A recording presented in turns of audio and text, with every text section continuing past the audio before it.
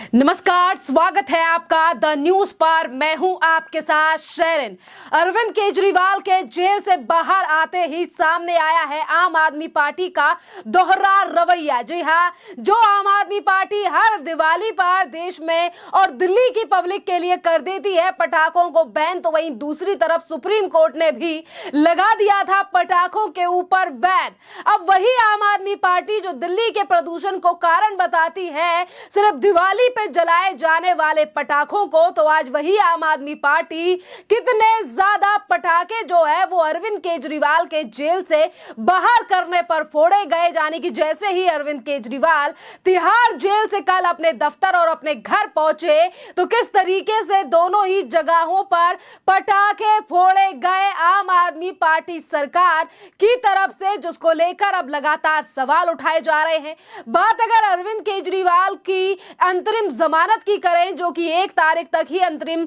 जमानत जो है वो अरविंद केजरीवाल को मिली है, तो इस पर भी अब लगातार सवाल जो है वो एडवोकेट्स की तरफ से उठाए जा रहे हैं। देखिए, बात अब आप पटाखों की करते हैं, क्योंकि दिल्ली में अगर हम प्रदूषण की बात करें तो ये प्रदूषण कभी भी कम होता हुआ दिखाई नहीं देता है। जिस तरीके की दिल्ली की हवा बिल्कुल भी शुद्ध नहीं है, पर इसी हवा को लेकर सिर्फ और सिर्फ दिवाली के समय पर पटाखे बैन किए जाते हैं और सुप्रीम कोर्ट की तरफ से भी खासा निर्देश दिए गए हैं। और अब अरविंद केजरीवाल के घर और दफ्तर पर जिस तरीके से कल रात पटाखे जलाए गए हैं वो भी काफी ज्यादा मात्रा में, संख्या में, जिसको लेकर अब सवाल भी उठाए जा रहे हैं। जनता ये भी कह रही है कि पटाखे जलाओगे तो अपने ही बच्चों की जिंदगी के साथ खिलवाड़ कर रहे हो। जी हाँ, ये तमाम बातें अरविंद केजरीवाल के द्वारा कही गई और साथ ही इनके तमाम मंत्रियों के द्वारा भी यही बातों को बार बार पर छेड़ा गया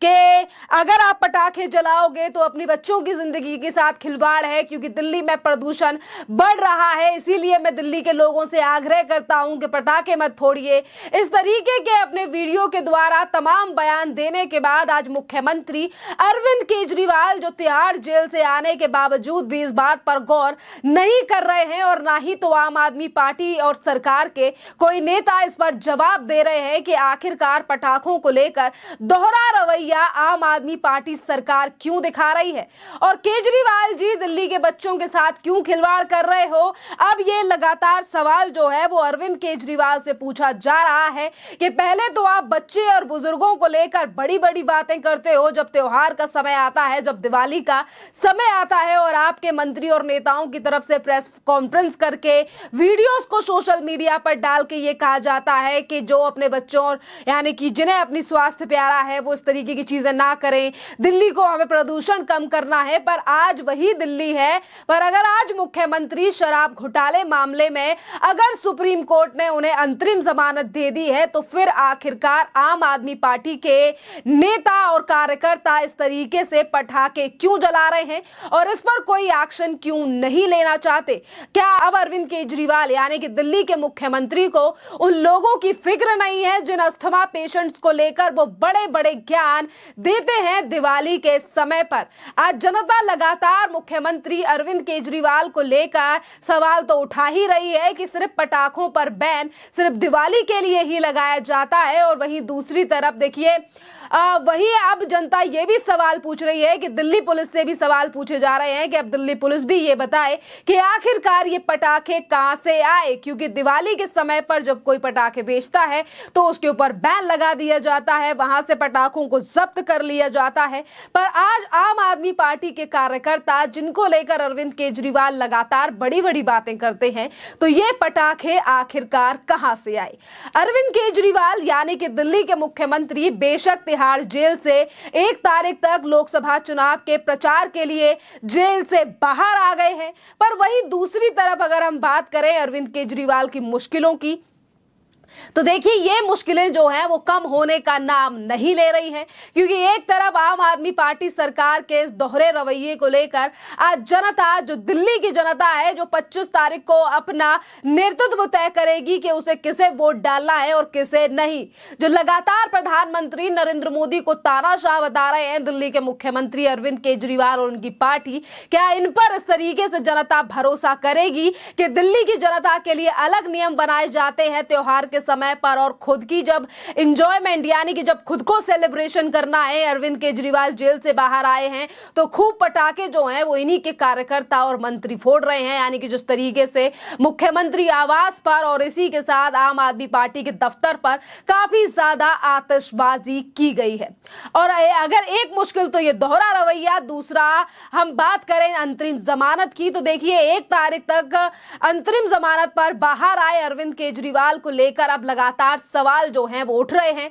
और जहां तक कि अब जो राजनीतिक पार्टियों के नेता हैं वो भी कह रहे हैं कि अरविंद केजरीवाल को नैतिकता के नाम पर अब वो मुख्यमंत्री जो है इस्तीफा दे देना चाहिए। बीजेपी तो ये तक कह रही है कि भ्रष्टाचारी चाहे जेल के अंदर रहे या बाहर रहे, वो भ्रष्टाचारी सिर्फ भ्रष्टाचारी ही रहता है। और इसी के साथ अरविंद केजरीवाल की जो जमानत हुई है इसको लेकर सुप्रीम कोर्ट के अधिवक्ता यानी कि जय आनंद द्रेहाद्राव ने भी तमाम बड़ी बातें कही हैं। और उन्होंने कहा है सुप्रीम कोर्ट की तो प्रेरोगेटिव होती है कि वो जिस केस में ठीक समझें वो बेल दे सकते हैं, उसमें कोई दो राय नहीं है।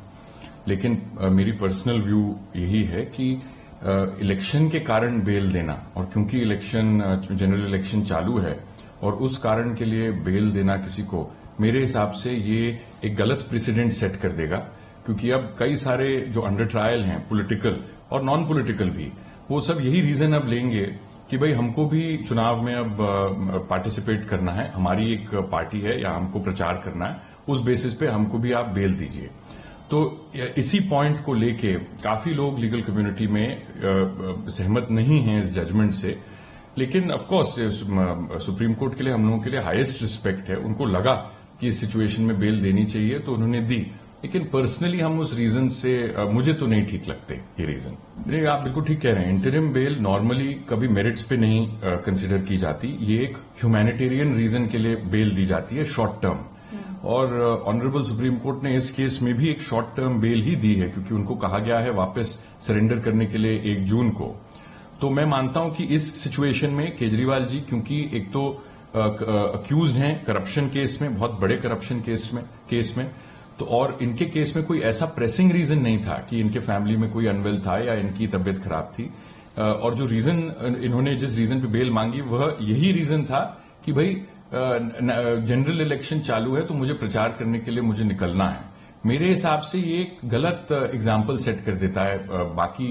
आम जनता के लिए कि भाई अगर आप राजनीति अगर करते हैं, पॉलिटिशियन हैं, तो आपको एक स्पेशल दर्जा दिया जाएगा, ऑलमोस्ट ऐसे लग रहा है। और अगर आप आम नागरिक हैं तो आपको फिर ये कंसिडरेशन नहीं दी जाएगी। तो वही एक एग्जाम्पल सामने आया था कि भाई अगर एक किसान को फसल काटनी है, या अगर कोई मामूली नागरिक को कोई अपने बोर्ड मीटिंग अटेंड करनी है, तो क्या वो चीजें उतनी मायने नहीं रखती जितनी केजरीवाल जी का रीजन रखता है, क्योंकि वो हैं चीफ मिनिस्टर हैं। तो ये खटकता है पॉइंट कि उनको स्पेशल ट्रीटमेंट आप किस लिए हम दें। ये तो एक बड़ा अच्छा अवसर था सुप्रीम कोर्ट के सामने ये दिखाने के लिए कि आप चीफ मिनिस्टर भी क्यों ना हो, लेकिन हमारी आंखें इन सब चीजों से बंद हैं और हम लॉ के मुताबिक ही कंसिडर करेंगे। ये मुझे लगता है एक अपॉर्चुनिटी थी, और इसके कारण अब कई लोग आके, जैसे वो अमृतपाल है जो प्रीचर है खालिस्तानी, अब उसने भी इसी रीजन पे, इसी ग्राउंड पे वो भी बेल मांग रहे हैं। तो ये तो गलत है जी। वो कंटेस्ट तो नहीं कर रहे हैं, लेकिन मैं नहीं मानता कि ये इस इशू को हमको ज्यादा माइन्यूटली देखना चाहिए। वो सुप्रीम कोर्ट का डिस्क्रेशन है, वो हम रिस्पेक्ट करते हैं कि भाई सुप्रीम कोर्ट को जो पॉइंट्स ठीक लगे, हर केस में वो अलग होते हैं, वो बात तो ठीक है। लेकिन जहां तक कि ये सवाल उठता है कि वो चीफ मिनिस्टर हैं, तो क्योंकि वो चीफ मिनिस्टर हैं और नेशनल पार्टी के लीडर हैं, तो इसीलिए हम उनको इंटरिम बेल दे रहे हैं क्योंकि नेशनल इलेक्शन ऑन है। ये पॉइंट जो है वो लीगली मेरे मन में सही नहीं मुझे बैठता कि उनको स्पेशल ट्रीटमेंट किस लिए दी जा रही है। तो ये गलत था मेरे हिसाब से। नहीं, ये इसमें एक्चुअली एक दूसरा पहलू है जो बहुत मेरे हिसाब से बहुत महत्वपूर्ण है। वो ये है कि जो इन्वेस्टिगेटिंग एजेंसी है, जैसे ईडी है या सीबीआई है, उनकी जांच अभी चालू है, तो उनको बड़ा एक डीमोटिवेटिंग एक मैसेज जाता है कि अभी हम जांच कर रहे हैं और ये जो केजरीवाल हैं ये एक बहुत ही इन्फ्लुएंशियल पर्सन है। तो इनफैक्ट लॉ में तो ये कहा जाता है कि अगर आप बहुत इन्फ्लुएंशियल हैं तो ये अजम्पशन होता है कि आप किसी विटनेसेस को आप इंटिमिडेट कर सकते हैं या एविडेंस को आप डिस्ट्रॉय कर सकते हैं, इसीलिए तो आपकी कस्टडी ली जाती है, क्योंकि वो जांच चल रही होती है। तो अभी इतने इन्फ्लुएंशियल आदमी की जांच चल रही है, तो इस बीच में इतना प्रेसिंग क्या रीजन था, क्योंकि वो इलेक्शन चल रहा है तो उसको बेल दी जाए? ये मेरे हिसाब से गलत है, और ये बड़ा इन्वेस्टिगेटिंग एजेंसीज को भी बड़ा डिमोटिवेटिंग मैसेज जाता है। और सबसे बड़ी बात यह है, वो बाहर आके केजरीवाल जी जोर जोर से अब वो प्रचार कर रहे हैं कि डिक्टेटरशिप है, तानाशाही है, ये सब कह रहे हैं। तो ये तो अब सुप्रीम कोर्ट की डिसीजन को ये एक प्रचार के तौर पे यूज करेंगे कि देखिए सच की जीत हो गई, ये हो गया, वो हो गया। क्योंकि आम नागरिकों को, ले पर्सन को तो निटी-ग्रिटीज लॉ की इतनी कोई समझता नहीं है, जैसे कोई। तो ये मिसयूज करने का ये केजरीवाल या कोई भी पॉलिटिशियन ये मिसयूज कर सकते हैं ऐसी एक रिलीफ को, जिससे गलत प्रभाव पड़ सकता है। देखिए, अब तक जो ट्रेंड रहा है ऑनरेबल सुप्रीम कोर्ट का, कि जब भी कोई पॉलिटिशियंस ने इलेक्शन के आधार पर जब ऐसी बेल मांगी हो, तो इसको डिसरिगार्ड कर दिया गया है कोर्ट्स की तरफ से, कि हमारी प्रॉब्लम नहीं है कि अगर कोई इलेक्शन है या नहीं है, उस टाइप का अगर कोई रीजन है, ये कोई जस्टिफिकेशन नहीं है हिस्टोरिकली। तो अगर हम देखें ट्रेंड, अगर हिस्ट्री देखें, तो जयललिता जी के केस में भी ये मना किया गया था। जगन मोहन रेड्डी ने जब बेल क्लेम की थी, सुप्रीम कोर्ट ने मना किया था। और मोस्ट रिसेंटली फरवरी 2022 में जब यूपी का चुनाव चल रहा था, तो आजम खान ने, जो सपा के लीडर हैं, उन्होंने मांगी थी बेल, तो उनको भी डिनाई कर दिया गया था इसी रीजन के लिए। लेकिन इसका मैं ये भी एक चीज कहना चाहूंगा कि हमारा कोर्ट, ये उसकी खासियत भी है कि कभी कभी वो पॉलीवोकल होता है, अलग अलग बेंचेस अलग व्यू दे सकती हैं सिमिलर इशू पे। लेकिन जो कोर इशू है इसमें वो ये है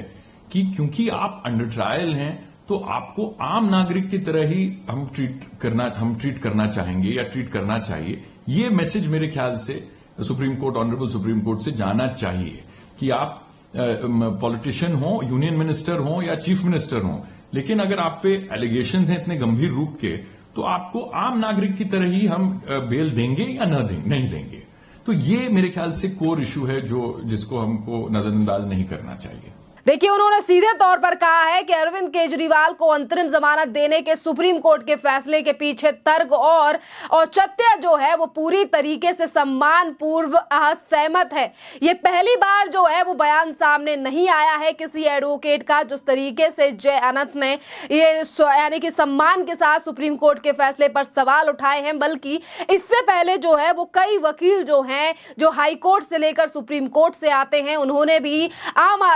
आम आदमी पार्टी के संयोजक और दिल्ली के मुख्यमंत्री अरविंद केजरीवाल को ये जो अंतरिम जमानत दी गई है, इसको लेकर सवाल उठाए हैं। खैर, उस पूरे मामले पर आप लोगों की जो भी राय हो, आप भी हमें कमेंट कर जरूर बताइए। धन्यवाद।